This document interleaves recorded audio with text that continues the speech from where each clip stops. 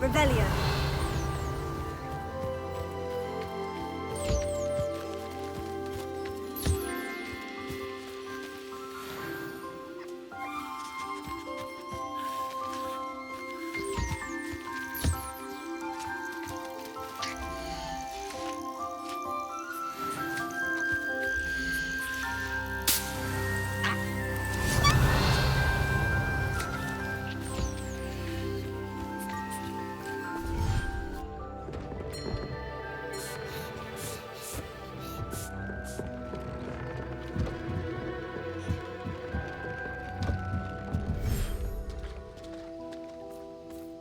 Revelio.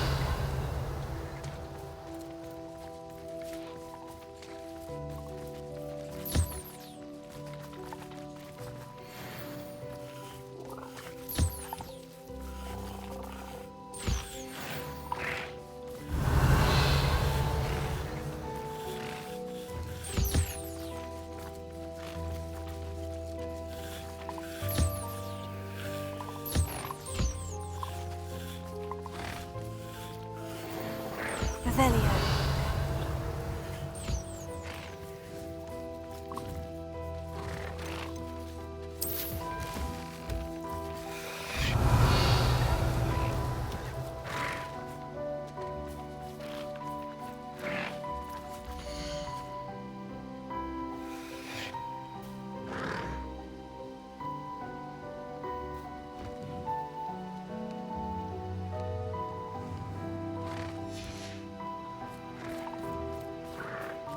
Revelio.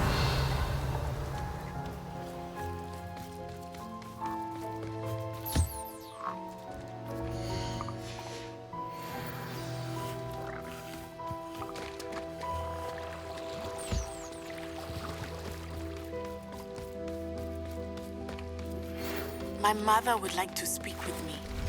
I believe she has learned about some of what we've been up to. I'm hoping she may be easier on me if you are there.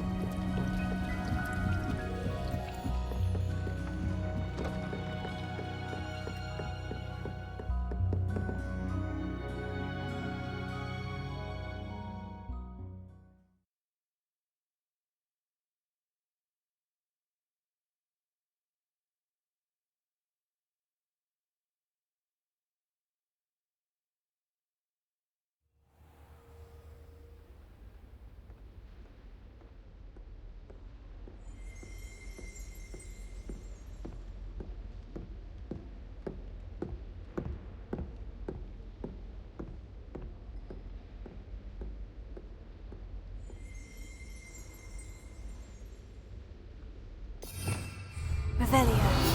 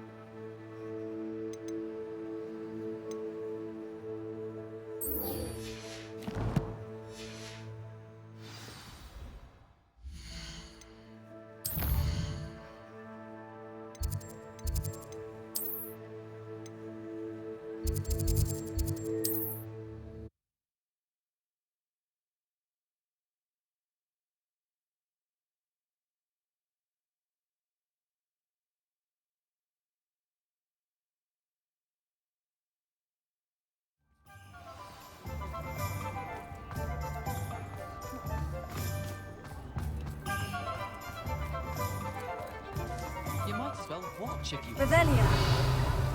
Nice statues. Something's wrong in Alohomora.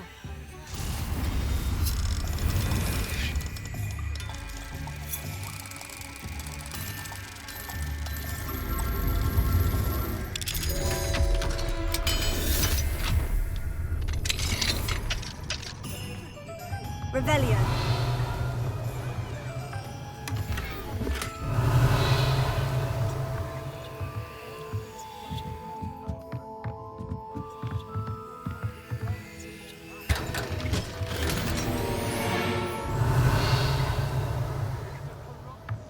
That's why I call it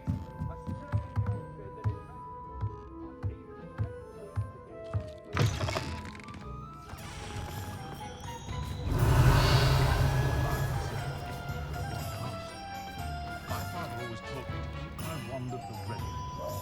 Mind you, I'm never the same. Come on, then! Pardon me, sir, but about those curious demiguise statues I've seen. What? Who are you? Why do you ask?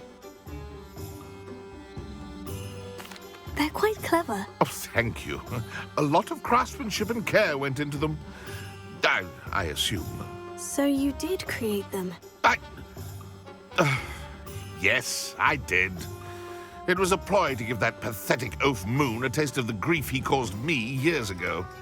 You are the one who's been pilfering them. I am, at the request of Mr. Moon. I received your owl on your stationery. Ah, well, fitting Moon would enlist a student. Too cowardly to do it himself. Hasn't changed a bit. Even when we were at school, he was a cowardly bully. Gave me a horrible nickname, which I shan't repeat. I was thrilled when we left school and he seemed gone for good. Then I started seeing him around Hogsmeade. It was too much. Even if I do take satisfaction in that his life's destiny was to be a lowly caretaker.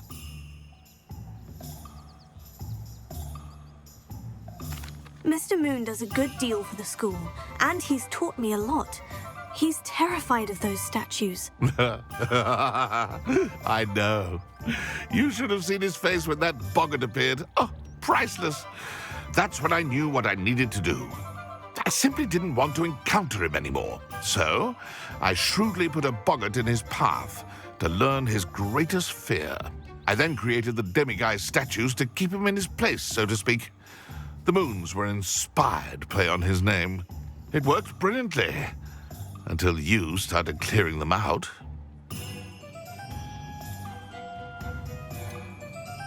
The statues are a form of bullying. You'll know better than him. Perhaps it's time you both moved on. Fair point, I suppose. If they've terrified him, as you say, he may have learned his lesson. It isn't just thunderbirds that can tell when danger's coming. Other beasts can too.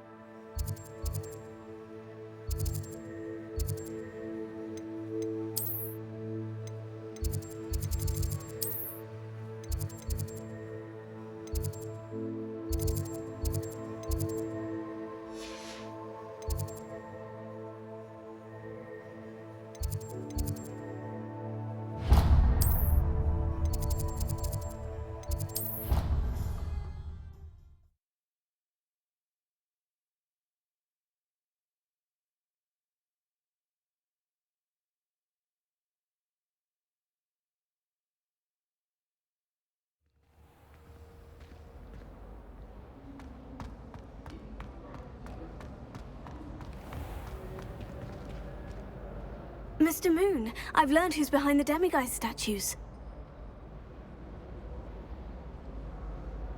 It was a classmate of yours that you bullied, Piers Pemberton. Oh, I might have known.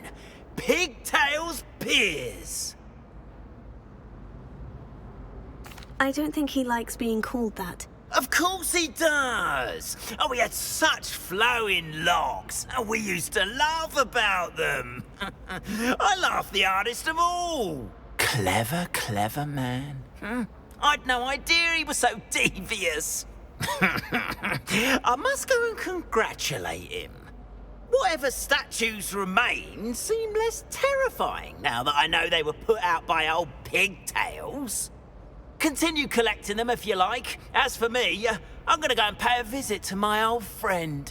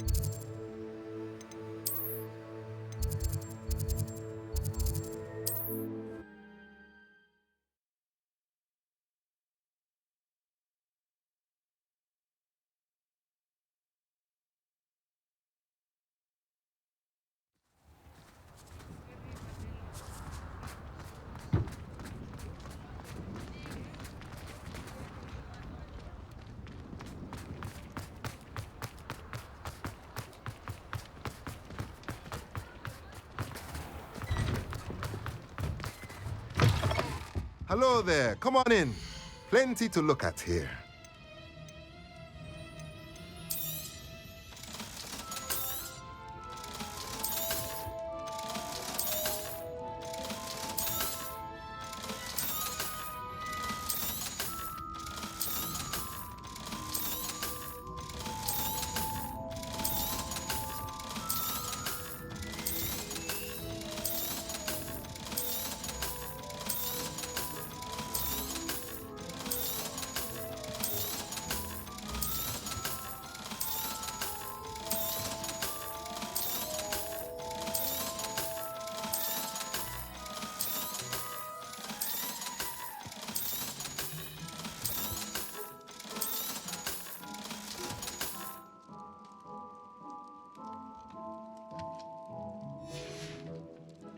Let me know if there's anything else I can do to help.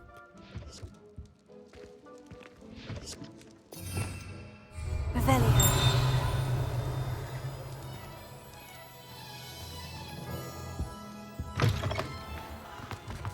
It's a good thing we have auras, is all I'm saying.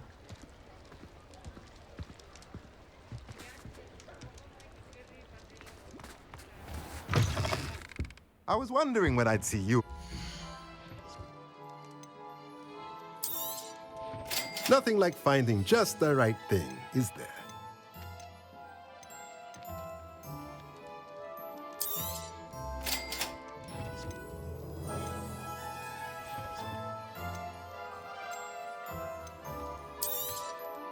Nothing like finding just the right thing, is there? Let me know if there's anything else I can do to help.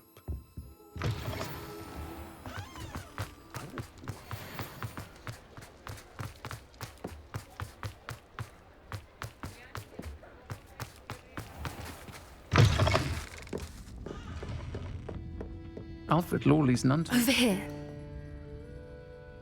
This is a change of pace from our last outing. Don't remind me. The thought of that tent still makes my blood boil. I've been thinking about those poor dragons in the fighting ring. The collars they were wearing, they appeared to be goblin silver. I think a collar is precisely what we found at that poacher camp. I've never known poachers to use anything like that before. The dragon that attacked my carriage was wearing a collar, and Professor Fig was genuinely baffled by its behavior. That attack always did strike me as a little strange, seemingly coming out of nowhere. Surely you aren't suggesting that the collars somehow control the poor creatures? Exactly. Merlin, I don't think the dragon we set free was wearing a collar, but we should check. And if we can find her, we can return her egg.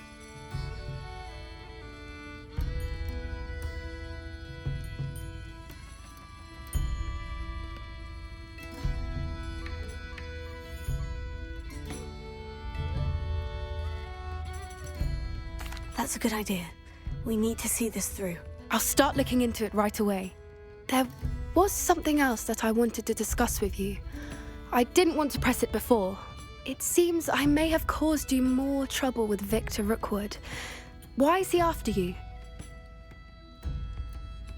Rookwood is working with Ranrock, and Ranrock is after something I found at Gringotts. Fig had a portkey that led us there after the dragon attack. It's a bit of a long story, and Fig had asked that I not speak of it yet. Goodness. Well, that certainly helps to shed light on what we saw at the tent. Don't worry, I'll guard your secret as if it were my own. I shan't press for more details. In fact, I should probably be going. I'd like to track that dragon down as soon as I can. I'll let you know when I have news of her location. I'll say it again. Can't thank you enough for helping to save the village from those trolls.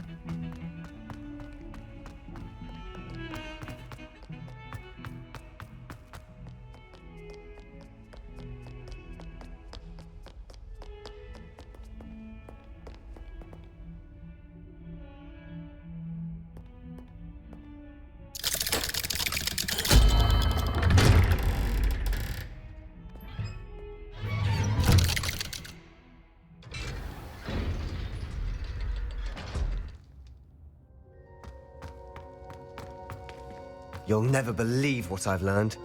What did you discover in the spellbook we found in the scriptorium? Salazar Slytherin's spellbook was a little difficult to interpret, but fascinating. Evidently, he encouraged teaching dark magic at Hogwarts. Neither the Imperious Curse nor the Killing Curse was unforgivable during his time. He believed students should be prepared to use dark magic when necessary, not to fear it. That's why we had to use Crucio to gain access to the scriptorium.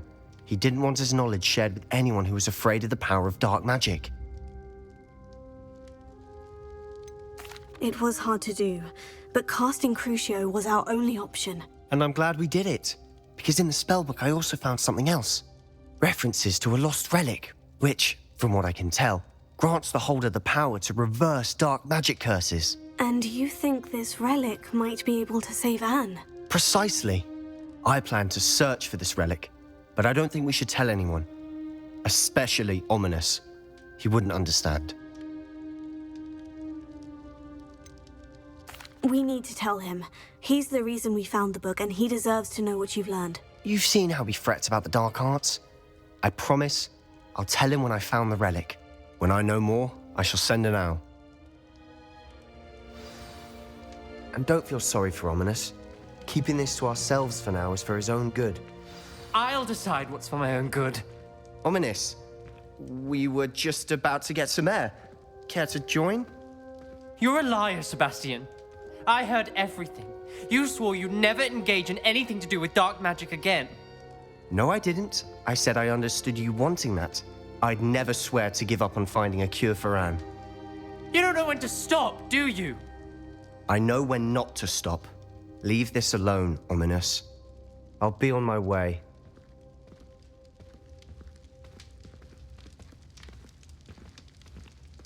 I am not letting this go. Ominous, Sebastian meant well. I appreciate you telling Sebastian not to keep this from me, but going after that relic is not a good idea.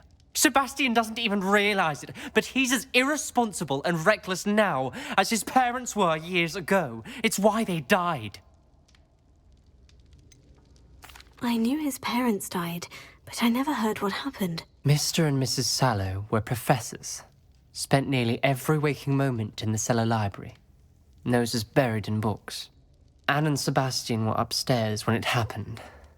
They heard a sudden crash and ran downstairs, but it was too late. Their parents had crumpled to the floor.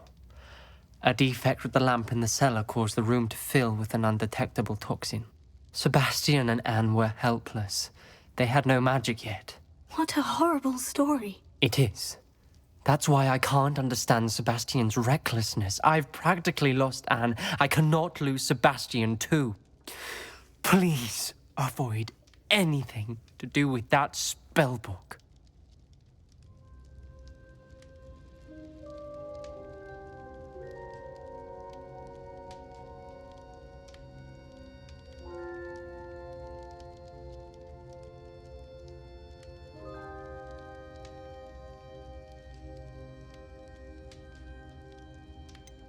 Some references Sebastian mentioned in the book do worry me. I'm glad you understand. I hope Sebastian pursues this no further.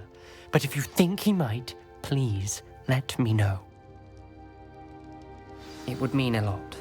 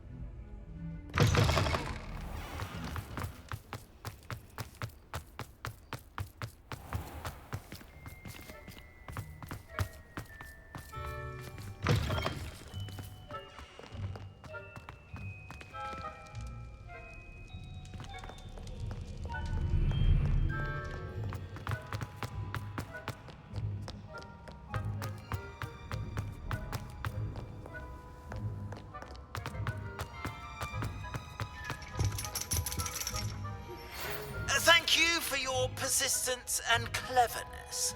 I confronted Piers about it, and he confessed straight away, the old rascal. You wanted to speak with me, Mother? I had hoped to speak with you alone, Natsai. Your message mentioned your concern about an unusual creature that was spotted in the woods near Hogsmeade. That could have been anything. You know what it was, Natsai. I am allowed to leave the castle. I am always careful, Mother. Careful? Officer Singer disagrees. She sent me an owl telling me that you have been trying to collect evidence of some kind against dark wizards. She berated me for not keeping a closer eye on you, and she is right. I do not want you visiting Hogsmeade for the near future. But Mother! My little gazelle, you are well-intentioned, but you must not meddle in the affairs of dangerous people.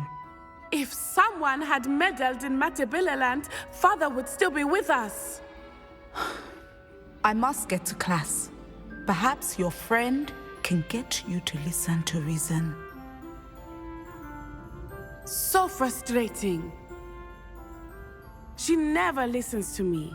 She called you her little gazelle. Is that a term of endearment where you're from? It is specific to me. I am the unusual creature in Hogsmeade she mentioned. Self-transfiguration is not taught at Hogwarts, so I am gently discouraged from practicing it.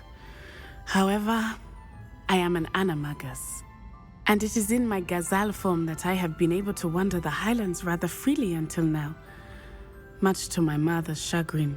That is how I managed to spy on Rookwood and Harlow. How does it feel to transform into an animal? Well, the first time, it can be a bit unnerving. I felt a kind of searing pain and a strong double heartbeat. But it gets easier the more you do it. I no longer feel any pain, and I must say, I find a sense of comfort in the double heartbeat. And I love being able to view the world from a different perspective. Can you choose what form your animagus will take? Oh no, a person's animagus form is determined by their personality. My mother is convinced that my form is a gazelle because I adapt well to any situation. I believe it is because I can sense danger and keep my wits about me. Were you born an animagus, or did you learn to become one? Animagi are not born. The process is quite elaborate. It involves holding a mandrake leaf in one's mouth for an entire month, then placing the leaf in a crystal phial so that it is imbued with moonlight, then adding one of your own hairs. And that is just the beginning. Self-transfiguration is common among students at Wagadu, but Professor Weasley considers it much too dangerous to teach at Hogwarts. Now the nickname makes sense. What an extraordinary ability to have. It is. I love transforming, but Mother is less enthusiastic about it. She says that no creature, especially one as rare as a gazelle, should be bounding about where poaching has become so prevalent. She claims that she has foreseen tragedy befall me in my gazelle form. But she has used her sight to control me too many times. I no longer believe it. She's concerned for your safety. It may be best for you to stay away from Hogsmeade for now. That may be safe, but I do not believe that it would be best. Do you? You could have fled the moment you discovered that Rookwood, Harlow, and Ranrock were after you, but you did not. I choose to act as you have. I must deal with Rookwood and Harlow, not hide from them.